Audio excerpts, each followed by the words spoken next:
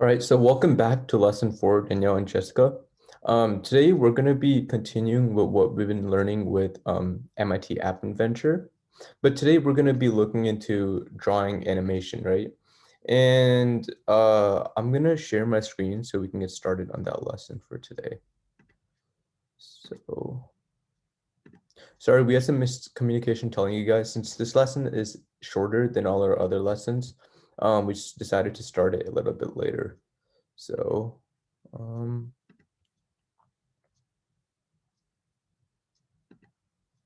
can you guys see my screen?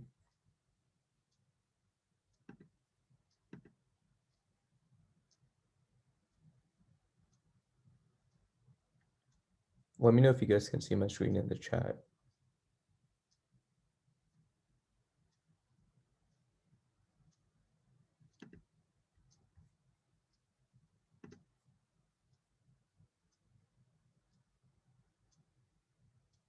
All right, perfect. So like I said, we're gonna start learning about drawing animation, right? And a way to do this is by using MIT App Inventor. We've learned so many things. So Daniel, can you, or Jessica, can you recap what we've learned so far about MIT App Inventor? You can say it in the chat.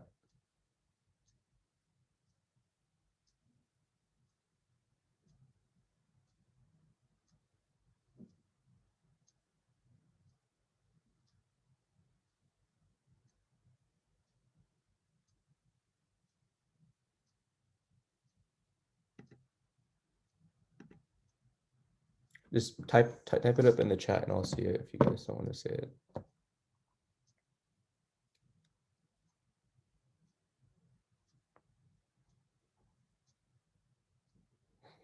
Um, okay, well, I guess I'll just tell you guys. Pretty much the first thing we did is that we learned how to use blocks, right? Once we learned how to use blocks and we built this calculator, we then moved on to learn how to use conditional statements. Do you guys remember how conditional statements works, Danielle and Jessica?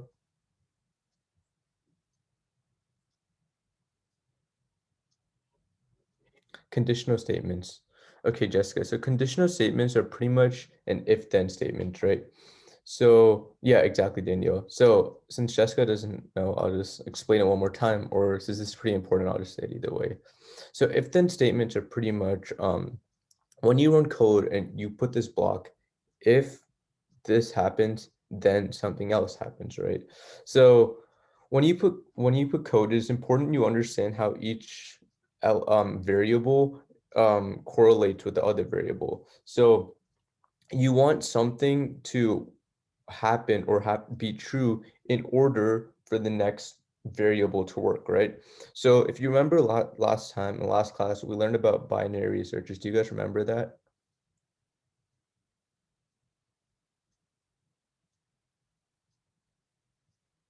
Yeah, so that's pretty much how we would search for numbers between 1 and 100. We'd search for it, or if it's below 50 or above 50 by checking many at the same time, right? So for example, let's say we need the number to be above 50. So we say if above 50, then we can run this next piece of code, right? So that's pretty important that you understand, because mainly code is setting restrictions for something to happen in order for the next piece to run. So just make sure you understand that. And Jessica, if you have any other questions on that, please let me know in the chat.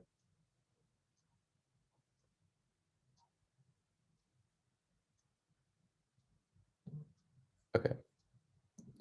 So move on. What is animation, right? I'm sure you guys know what animation is, but if you don't know, it's pretty much what people use, I guess, in movies, animation movies, or just pretty much any kids movies. They generate, it's for game development, as you can see here, animation, interactor, user interfaces. Um, they just get graphics from different places and animate it, or like put it in a certain way for actions and put it onto, like in this instance, a code in creating an app. So do you guys have any questions on what animation is? Sorry.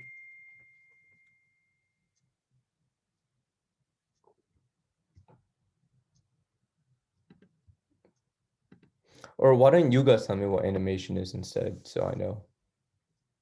Just put it in the chat if you guys don't want to say it.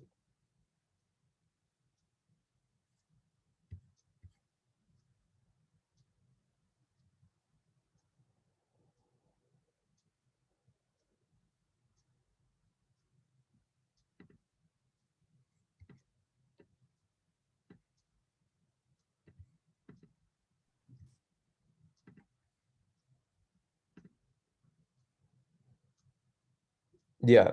So if you guys don't want to say it, it's pretty much like what I stated before. Animation is pretty much it for game development, movies, and whatever. I'm sure you guys know this. Hey Vedant, I see you're in the call. Can you hear me? Yep, I can. Okay. Vedant, I'll take the first half of the slides, and then if you want to take on explain the second half of the slides, just let me know. Yeah, can you send it real quick? Yeah. Let me just share it with you. Just make a copy. So I don't have access to share this with you.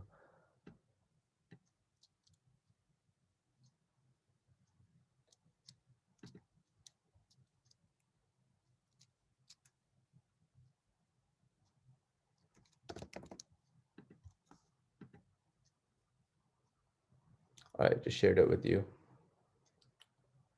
All right. So let's move on to the next thing. What are pretty much image objects, right?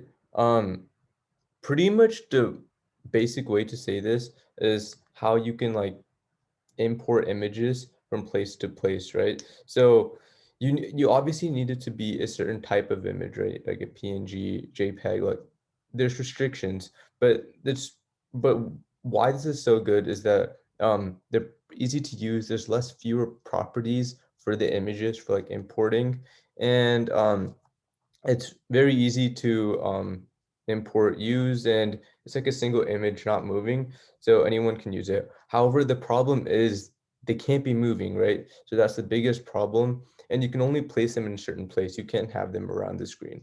But make sure when you use this to have both these bottom scale picture to fit invisible checked, because this will give you the best visibility for this picture in your screen. Next, I'm going to talk about how we can import sounds and images. In the first lesson, I briefly went over this. You pretty much have an upload file button. It should be in the bottom right corner of your component section. And this is normally with your sprite, right? But does anyone know what a sprite is? That's fine if you don't know. Just let me know in the chat and I'll explain it.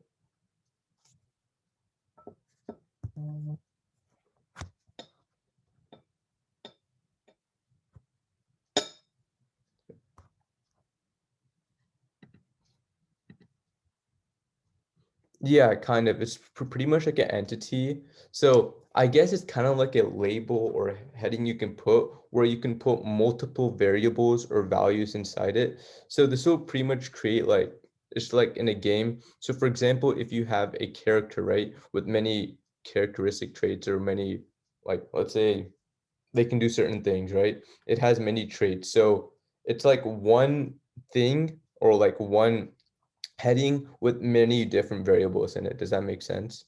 So like a character has very many different character traits in the game and so on, if you know what I mean.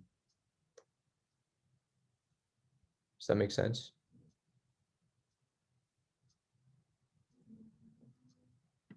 So you pretty much just uploading is pretty simple. If you go to drawing and animation on MIT App Inventor, you'll be able to see a upload file button, and then you can just import the audio or whatever you want to.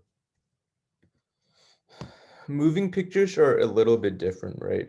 So for moving, you need to have an X and Y axis so you can see where you want the image to be over time, right? So you can control the speed, you can control how long it takes for the image or for the object to move from this side of the side of the coordinate plane to this side of the coordinate plane, right? You need to time it perfectly.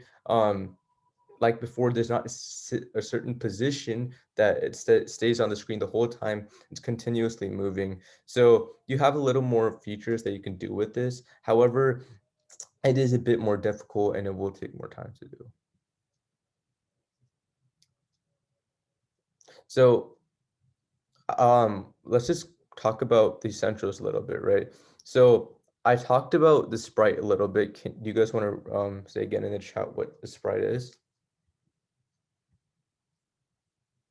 Let's put it in the chat again.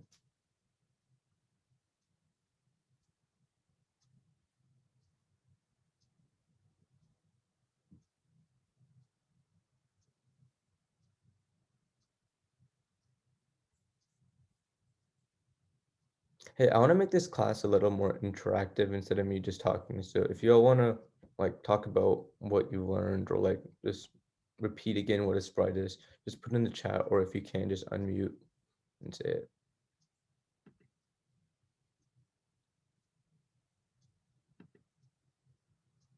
Hey, Vedant, can you hear me? Yeah, I can. I just want to make sure. Yeah.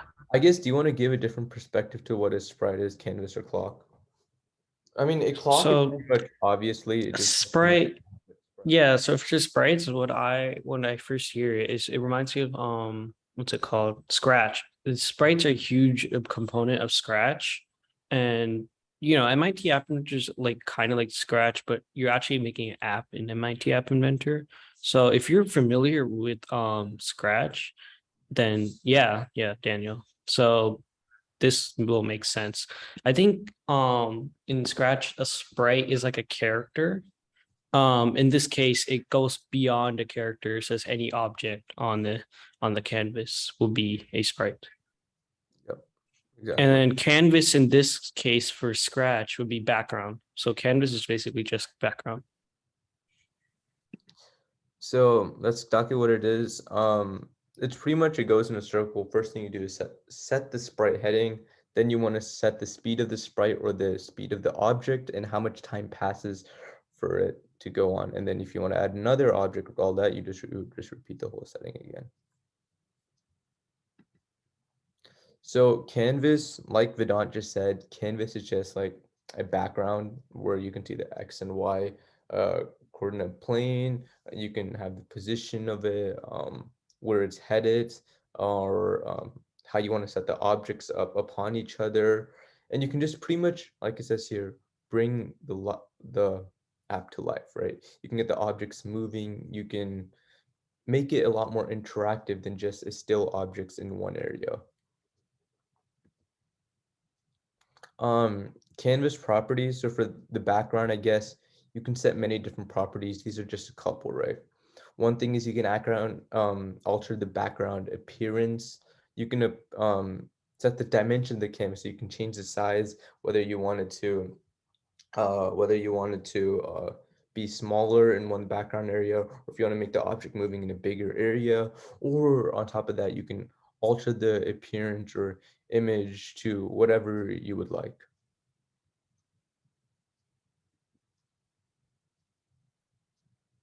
Uh, I guess we can just pretty much quickly go over the use of a canvas, right? Organizationally wise, it has its own coordinate plane. Like I explained before, this is to set the time, how much speed you want an object to cover over a distant time, and its locations, like I said, can be determined. Sprite locations can be determined by the canvas. Um, animation wise, pretty much obviously sprites can be altered, they can be manipulated, the locations can be changed, their time can be changed, and this is like what I explained before. The image can change, you can change the background color or whatever not. Finally, you can get the user involved inside the app, right? So if you click on a certain location, maybe the app does this, right? So pretty much overall, by allowing your app to have some animation involved in it, makes it creative and it makes it pretty much cooler for the user to interact with. Does that make sense?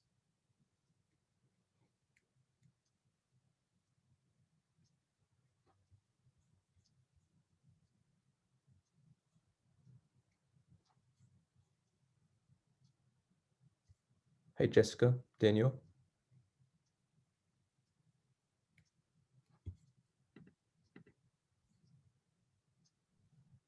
Yeah, no, I think they understand. She responded. A question mark? Do you have a question? Do you have a question about it?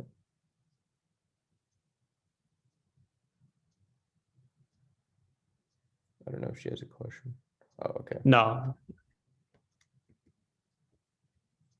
All right. So pretty much these are different methods for drawing on the canvas or for the background. Vedant, do you want to explain this part?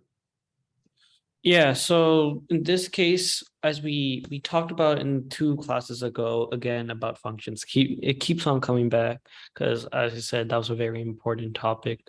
And here we're just calling the canvas function, and in canvas they have you can get like the X and Y coordinates from it, and in Scratch, as I said, in the background, it will show you on the bottom right side, X and Y. Here, you have to call that function to get that information for exactly where you want to draw something. So it's more code based in MIT App Inventor than just dragging and dropping in Scratch. And yeah, that's pretty much what this is saying right here. Yeah. If Vedant, I think we're gonna after this slide, they're gonna go into the actual like actual animation part of the blocks. Once I get after slide 11 or the next slide, I'll give you controls so you can explain that. All right. Yeah. Pretty much a sprite object, right? I already explained this in the past. Like it says, it's an image that can move around on a canvas, right?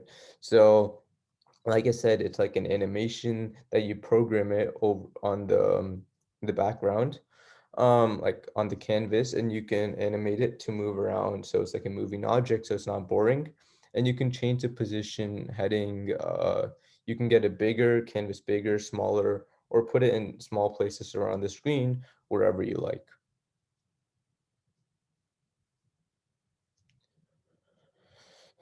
Um, Properties, once again, this is like I said before, it has different properties to see how fast you go, or like, let's take this Flappy Bird, for example, right? Um, this is allowing it for the Flappy Bird to be rotating, right? So maybe that allows you to access cool game features and makes the game more fun, right? Or if you want this in some spaces in the game or in some areas of the game, if they unlock something, you can get the Flappy Bird to go a lot faster in some areas, which makes the time less, obviously. So you pretty much have different properties you can do with the sprite, which is pretty much a label with many different properties. You can alter these variables to make the game more interactive or more fun or whatever. Does that make sense? Vedant, do you have anything to add on to this? No, actually, this gets into the part where you can move like the sprite. So the next few slides you actually see that, but here it's just trying to enable that, as it's trying to say. So yeah, that's pretty much. All right, Vedant, since we're gonna hop into a little bit in the animation part, I'm gonna let you explain this. Do you just want me to keep my screen as is right now? Yeah, Sure. Yeah. yeah. So here. All right. So yeah. So as I said, the next few slides are going to be like, how do you really move these kind of sprites, or really make it interactive?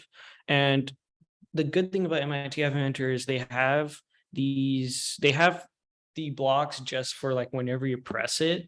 And of course, that again is another function. You're just calling it, but that's built in. So you don't need to know what it is. As I said, abstraction.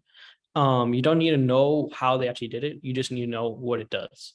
And in this case, when you press on the screen, the sprite will move, 10 pixels. That's everything's in pixels when you're dealing with sprites or in any like app development thing. So here it's in the middle of the screen because you divide the width and height by 2, X and Y as in the coordinate system. And then you are moving it 10 pixels to the right as you can see in speed, and every 500 milliseconds. So that's the interval. And the heading is now 0, but once you press it, it'll just be going to the right. Yeah, that's the simplest animation. I think after this you see the other animations where if you like drag the sprite all the way, you can make it do something else. So in Flappy Bird that comes into play. Let me know when you want me to go into the next Yeah, slide. I can go to the next slide. So here there is some methods. I think methods are a huge part in Java, but methods in a sense are inside the function. That abstraction, you don't really know what it is. You will have some variables that you can work with, or like data. So if you have the canvas function and you make some canvas called, let's say, what's the background of Flappy Bird? Uh, green, oh, a field. Let's name the canvas a field. And when you call the function canvas, you can get like the height, the dimensions, the appearance, and you can set it. So that's kind of what a method is in Java, and that's also applied here too. You're accessing some variables in the function. And how would you know there's like these variables that you can access? That's where the documentation comes. I think in the first class we gave you a link, and that will tell you like what each block does, what you can do with it. And that's where you have to read that. And that is important skill as well in, in actually coding later on. So let's see here. We're getting the height. You want to set the canvas height to the screen height divided by 2. And you can do that with also changing the background to maybe not being gray to like whatever Flappy Bird was, a field and a blue and green setting.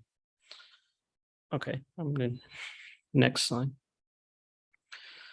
Here again, as I said, like there'll be other methods. So if you drag on the screen, or if you touch the screen, or if you like fling it off, you can make the sprite or the canvas do something specific. And if you see all these orange blocks, those are what parameters are, or what are actually arguments that you can pass. And that's when I said you can get your height, you can get your length and all that kind of stuff when having these certain functions. Okay, you can go next slide. Okay, now again, this is sprite specific functions. So you bounce the sprite off the edge. You can make the sprite bounce off the edge. You can make it move. So this is like, for a game, this is really easy for us. It makes it really easy for us to make it because you already have this kind of stuff. You just need to have the idea, and you need to know to use this block to do exactly what you want. So I guess in Flappy Bird, if you touch the screen, the Flappy Bird should go up. And when you're not touching it, I mean, you don't need to code that, it'll go down. So I think once you make Flappy Bird, you realize that okay, this you don't need to code everything. You can just make it your life easier and just use like a function. Yeah, anything else you want to add, Jay? No, not really. Pretty much like I said, it's animation methods.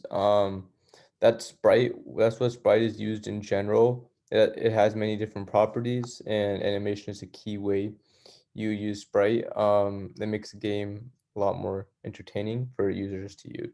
And like Vedant just explained, these are just blocks or different ways in order to make this sprite do certain things. So for example, this may make the image bounce off an area, and example 2, it may make the object 1 move to a certain area, or example 3, it may make the image sprite 1, which is the same object, point towards an area or point in a direction.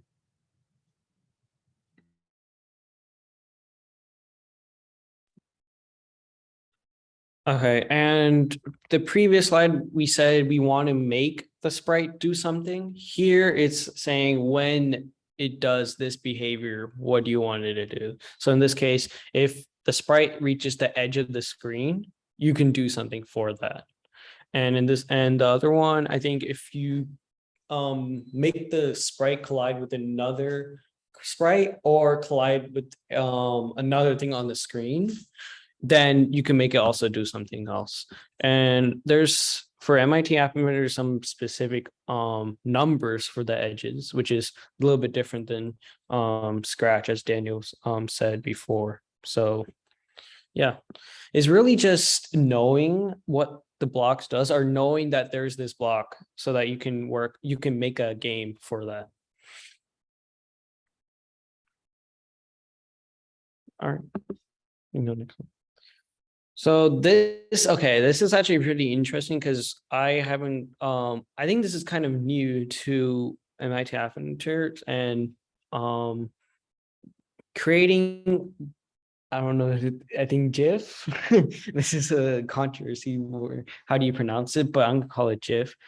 You can add your own GIF, or I think you can customize your own sprite. In Scratch, you can actually just go to like paint kind of thing and just upload it. And you can do the same thing here in MIT App Monitor. And you can even add GIFs, which will have like, this is just a moving object that keeps continuously moving. So I think an example could be like in a game, or even Flappy Bird, like making the wings flap could be a GIF.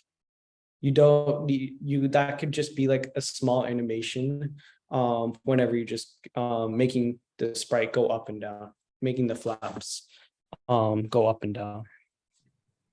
Yeah. Anything else? Like, I just want to add on a little bit. So when we're in sprites, when we're adding different like running main one, running main two, these are pretty much like different objects with the same variables, or like with the same properties being added, except you'll be able having the access to change them.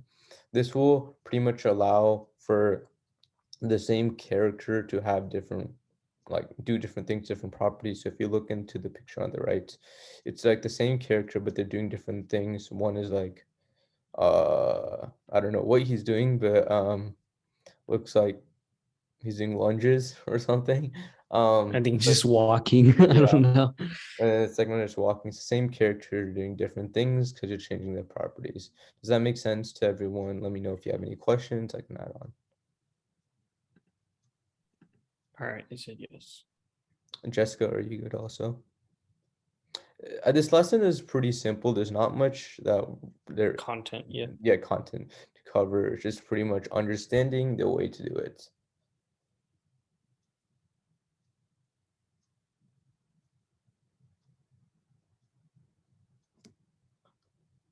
Hey, Jessica.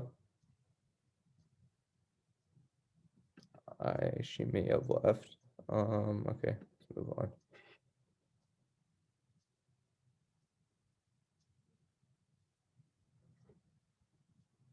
Yeah, no, Jessica, if you have any questions, just put it in. All right. Hey, Vedant, can you see when one sec, sorry. When I switch slides, can you guys see when I add a tab? Yeah, I can see. Yeah, I did tab. Yeah. I was just gonna show you guys later, but okay, I If guess I because think you can, if you want to do that, you can just have another window. yeah, We won't be able to see that. Okay. All right. oops. All right, yeah. Okay. This is just again, you can create a GIF, right? But how do you access it? So as everything is a variable, how would you want to make for example, a Flappy Bird flap?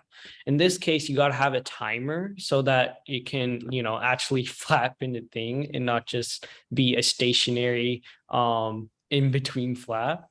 And in this case, I think uh yeah, okay. So you set the timer and then you have a specific time for that. Usually you should want to do it in milliseconds because that's how fast, or that's how the GIF will actually work for the eye.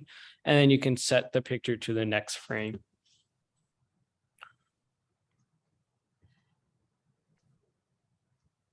Anything to add? No, I think that's pretty Okay, much. good.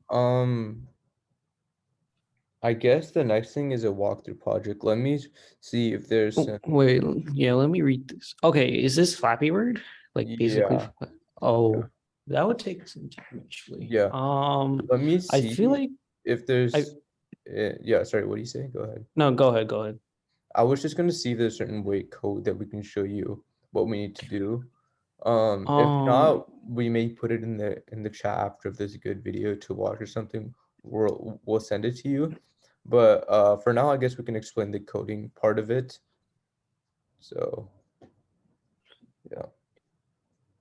yeah, no, there's a lot of stuff for this. I don't I feel like I think I've done a project like this. I Yeah, can maybe show you want me to that. explain it maybe if you can find something online. We don't personally have anything shared. Yeah, okay. I remember doing like a long time ago, just looking at the website and doing a tutorial and just like making the app. I do have that project and I also have that tutorial. I can just send that over. Or can you, or if I can give you And Zoom, it is Flappy Bird, so yeah. I guess this Zoom might end soon, so maybe we, you know we can use the Discord. I'm fine with that. It's we just like putting the links in yeah. here. I think this is the tutorial I use. Flappy Copter is basically the same thing. And I can give you the a file of my project that I did. I could explain it, but there's it's a lot of blogs. Wait, I think, all right, unless, never unless mind. you I have think, something. yeah, actually, I already made one on MIT App Inventor before, or not. Okay, okay. I haven't made it before, but like we had made it. We haven't made it as AC, so I can just send you the link, and then we can just explain this. Let me. Okay, so we'll since this meeting's gonna end in like 5 minutes or so, we'll create a I'll create a new Zoom link, and then you guys can join that one. Just give us 5 minutes or so, right? So I can get everything loaded up. Does that sound good?